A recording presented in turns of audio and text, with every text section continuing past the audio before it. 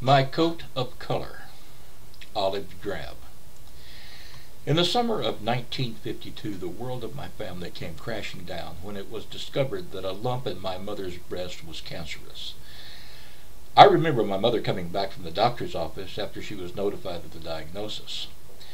My grandmother and grandfather were waiting with me at their house in the small rural community between our two local landmarks, Liberty Hill Church and Oak Grove Church.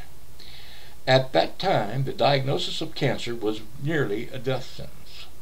My mother had noticed a lump in her right breast for a number of years prior to my birth, but had chosen not to do anything about it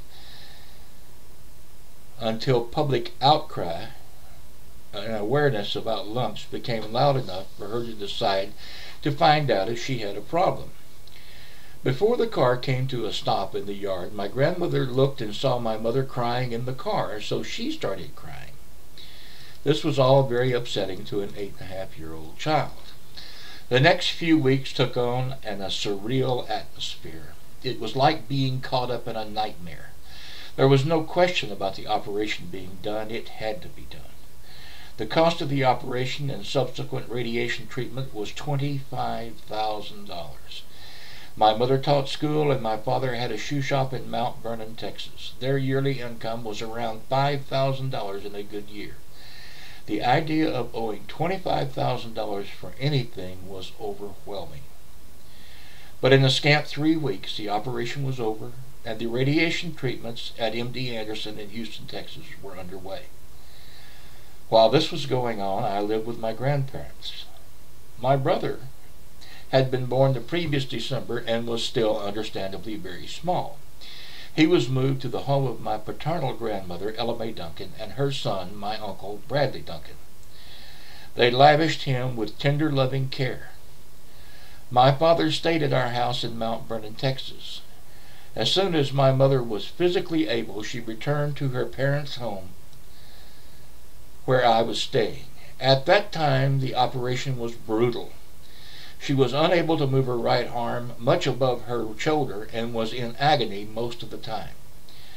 My mother, grandfather, and my father all had to work, so it was left to me to stay with my mother. My grandmother commanded me to do 3 things. First, I was not to leave my mother alone at any time. Second, I was to give her anything for which she needed or asked. Last, I was to be quiet and not disturb her. I spent the entire summer in the living room on a pallet next to the couch where my mother lay. My mother later told me she never grew more tired of anyone being near her than she did me during that period of time. Repeatedly, she told me to go outside and play. I wanted to beyond all reason. But my grandmother laid imperative commands overwhelmingly upon me.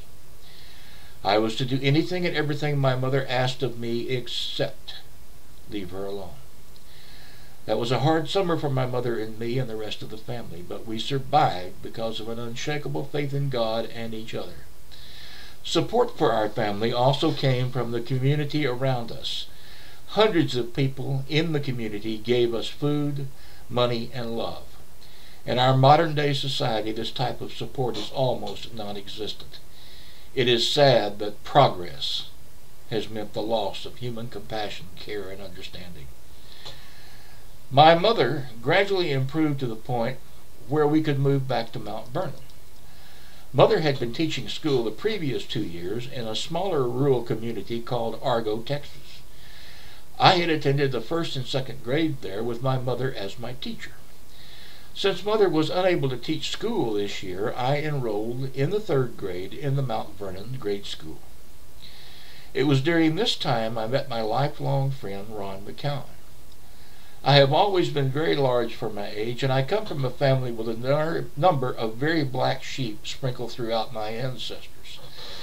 My mother was determined I was not to be a bully or a crook, so she lay an imperative command upon me. I was forbidden to fight, no matter what the circumstance. Children being what they are, it was soon discovered that I would turn and walk away whenever a fight was imminent. Only one person knew I was forbidden to fight and not a coward, Ron McCowan. On a number of occasions, Ron saw people picking on me. He saw me walk away and stepped between me and my tormentors.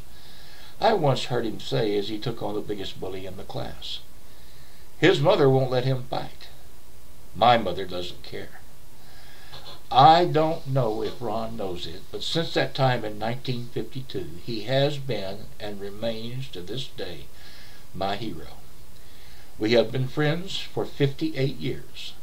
I know beyond a shadow of doubt if the need arose, he would stand beside me before an army and gladly die with me, while either of us fought to protect the other.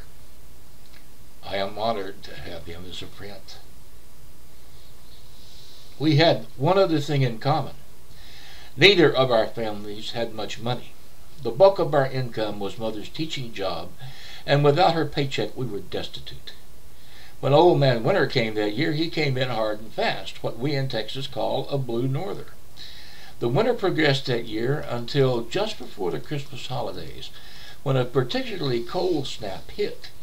The temperature dropped to around 6 degrees. My entire wardrobe consisted of 2 shirts, 2 sets of underwear, 2 pair of blue jeans, one of which was patched, 3 pairs of socks, and a pair of tennis shoes. Notice that an extensive list, the word coat does not appear. On that very cold Wednesday, I was attempting to stay inside the schoolhouse during recess when I was spied by the grade school principal. He told me I had to get outside. "You can't stay in here, go outside and play," were his exact words. When I told him I didn't have a coat, his reply was, "Tell your mother to get you one." I tried to explain that we couldn't afford one because my mother had had cancer, but he cut me off with, "Everybody has a sad story. I told you to get outside." And with that he grabbed me by the ear and physically dragged me out the door. I tried to find a sheltered place from the wind, but soon became so cold that I sought relief in the boys' bathroom. I'll say one thing for the principal. He was thorough in his vigilance.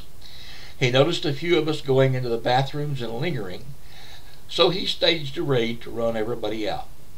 When he came to me, he became furious and screamed, "I told you to get outside, and I mean for you to do it now." Again, I was grabbed by my now very cold ear and forcibly ejected into the harshness of that very cold day.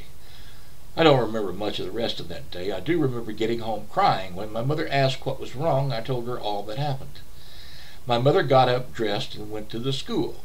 I don't know what transpired in that office, but I didn't have to go out into the cold for the rest of the winter. When my father heard what happened, he got the strangest look on his face I ever saw. Within the next week, he closed his shoe shop, borrowed $25 from my grandfather, and boarded a train for Wichita, Kansas. You see, my father had worked for Consolidated Aircraft during World War II and was excellent at it. Except for our immediate family, everyone in the town and our family thought he left us in the lurch. Actually, he had gone to get a job that would pay some money. In Wichita, he initially went to work for Beech Aircraft. With his first paycheck, he sent me a BG Parka coat, olive drab color, a pair of leather boots, and some rubber overshoes. The coat was designed for the colder weather of the northern states. It was, as I said, olive green in color with a wonderful fur-lined parka. It was even waterproof. I wore that coat until it became too hot to put it on. Since that day, I will take money out of my pocket to buy someone who is cold a coat. I know what it is like to be cold, and I know what it is like to suddenly have a coat. I learned a lot that winter. I learned the hearts of some people can be colder than the winter. I learned Christian charity is measured by those in need, by the doing, not the talking about doing.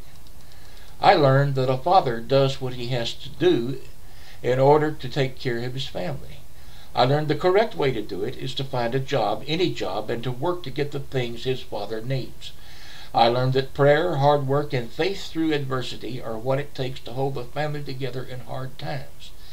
Another example of this is what Ron's mother did for him. She took her best coat and cut it down to fit him so he could be warm.